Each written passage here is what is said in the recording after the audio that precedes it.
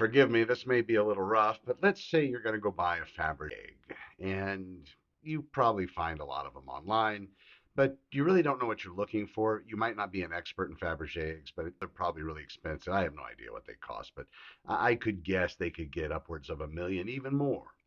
But when you're making that kind of an investment, you really want to buy one. You don't know as much about them as maybe you should, so you're going to find somebody to help you buy one. And those people are called salespeople and usually experts in that field, and they're probably going to be charging you some kind of a commission in order to help you buy a Fabergé egg. And that's fine. That's the way that works. Then on the other end of it, you have the seller of the Fabergé egg. They may be trying to sell that Fabergé egg themselves, or they may be hiring somebody like a professional Fabergé egg salesperson to do it for them and again pay them a commission. So now both parties are represented, and which kind of makes things in the world work a little bit better because you're not representing yourself. You now have somebody to represent you. And on the other side, you're not using their same advocate, the people that they signed on with originally, to be your advocate. You have your own. So there's specificity there with regard to representation. And in the legal world, that is always a much saner place to be. Agree or not, that's how that works as far as I'm concerned. So let's move into the next step. So then the next step is you have your person. They do their due diligence. They follow up with the person that wants to sell the Fabergé egg, and now all of a sudden you have to do your inspections. So now you're going to be going through that process.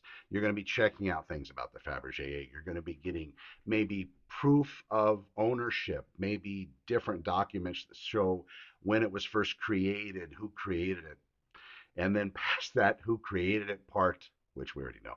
Moving into the next, what has it been through? Where has it been? And then doing the inspections of the Fabergé egg itself. Is it real gold? Has something been replaced or modified or changed? What should we be concerned about in the future? Is it functioning properly? Do we have to change anything? How does all of that look?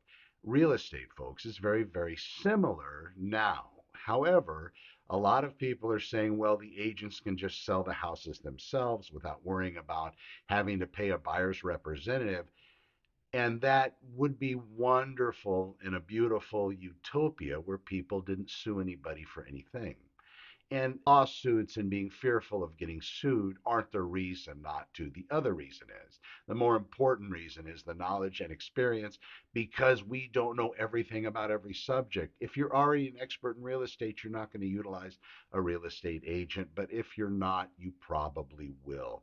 And like every world profession, we are selling an actual tangible asset versus a service, but partially a service. However, like every world thing, money exchanges hands for that type of representation, and that is the point of the Fabergé egg story. Real estate doesn't have to be complicated. However, what has happened to real estate, unlike the sellers of Fabergé eggs, is agents are too big for their britches in some regards. It's okay to be your expert, but I really don't care where you're vacationing next year. I really don't care the next time you buy a Maserati. Really don't care.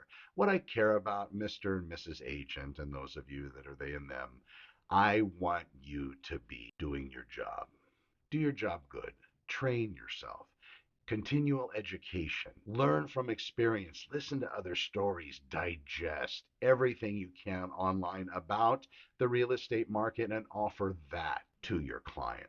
Live and breathe the doctrine of real estate. Understand what happens, how it works, and how it plays out from beginning to end, and bring in all of the information you possibly can. So when somebody wants to buy or sell houses and they come to you, like in the Fabergé egg story, because you are the consummate real estate professional, you are going to be able to give them value beyond their wildest expectations. And that is how you stay in the business now and forevermore in real estate.